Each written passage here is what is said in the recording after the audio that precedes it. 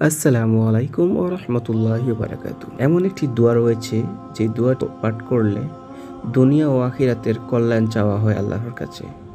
মানে দুনিয়াতেও ভালো চাওয়া হয়, পরকালের জন্য ভালো চাওয়া হয় এবং জাহান্নাম থেকেও আশ্রয় চাওয়া হয়। এমন একটি দোয়া রয়েছে। দোয়াটি হচ্ছে, আমি জাস্ট বাংলায় বলতেছি, তারপর আমি আরবিতে বলবো।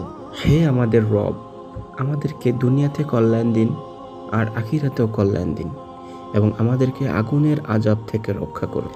ربنا آتنا في الدنيا حسنة وفي الآخرة حسنة وقنا عذاب النار। এই দোয়াটির প্রেক্ষাপট, এটি দুনিয়া ও আখিরাত উভয় জগতের সফলতার জন্য মুমিন ব্যক্তিদের জন্য আল্লাহর দরবারে সর্বশ্রেষ্ঠ প্রার্থনা। সহিহ হাদিস থেকে জানা যায়, আনাস রাদিয়াল্লাহু তাআলা আনহু থেকে বর্ণিত, রাসূলুল্লাহ সাল্লাল্লাহু আলাইহি ওয়াসাল্লাম তার জীবনে অধিকাংশ সময় এই দোয়াটি করতেন। হাদিসটি রয়েছে সহিহ আল বুখারী ৫ম খণ্ড কিতাবুদ দাওয়া দোয়া অধ্যায়। হাদিস নং হচ্ছে ৫৯৪১ এবং সুনান আবু দাউদ ২য় খণ্ড কিতাবুস সালাত অধ্যায় হাদিস নং ১৫১৯। আসসালামু আলাইকুম।